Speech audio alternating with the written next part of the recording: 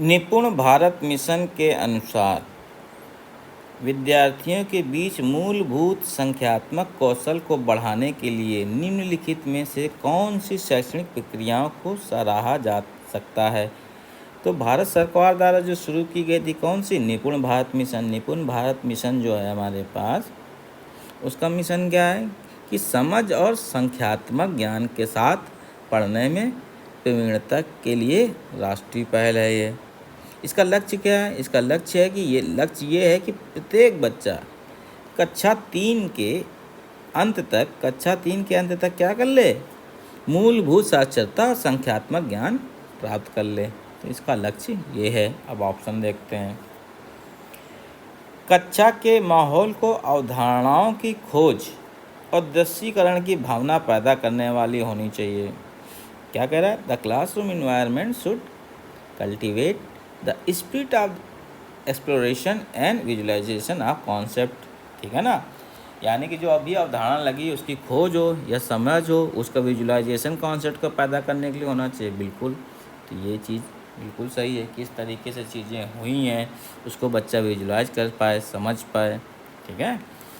दूसरा, बच्चे को वास्तविक जीवन की समस्याओं को हल करने में सक्षम बनाने के अवसर प्रदान करे। सही बात है, ना कि केवल पाठ्य पुस्तक की समस्याओं को। तो ये भी सही है। ठीक है। तीसरा, निर्देश स्थानीय भाषा में दिया जाना चाहिए। बहुत इम्पोर्टेंट है। तो स्थानीय भाषा में होना चाहिए। The instruction should be given in the local language. जो बच्चे जानते हैं, जो समझ सकते हैं, जिसको आसानी से अडॉप्ट कर सकते हैं, उसी चीज़ों में सिखाना चाहिए। एक बहुत प्राइमरी कॉन्सेप्ट है। तो ये भी सही है। ठीक है ना? भाषा की समझ में आता है ये। ठीक है ना?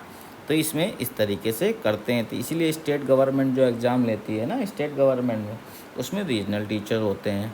तो स्टेट के पास अपने राइट्स होते हैं, अधिकार होते हैं। ठीक है ना? तभी दूसरे भी, मान लीजिए दूसरी स्टेट से बच्चा टीचर आएगा तो क्या होगा, उसको थोड़ी समझ, बच्चों को स्थानीय भाषा को समझाने में कठिनाई होगी। ठीक है ना? तो अपने लिए स्टेट के जो टेट होते हैं वो एग्ज़ाम्स अलग अलग होते हैं। ऑप्शन डी, गणित की कक्षाओं में त्रुटियों के लिए कोई स्थान नहीं होना चाहिए। ये बिल्कुल गलत है, क्योंकि त्रुटि से भी क्या होता है, बच्चा हमारा सीखता है। जो त्रुटियां होती हैं वो उसको क्या होती हैं, सिखाती हैं। गलतियों से सब सीखते हैं, चाहे मैथ हो या लाइफ हो। ठीक है ना? तो जब गलती करेगा तभी सीखेंगे, तभी हम एज ए टीचर जान पाएंगे कि उसे कहाँ पे प्रॉब्लम हो रही है, तभी उसको सुधारा जा सकता है। तो ये हमारा गलत हो जाएगा। तो आंसर क्या आ जाएगा?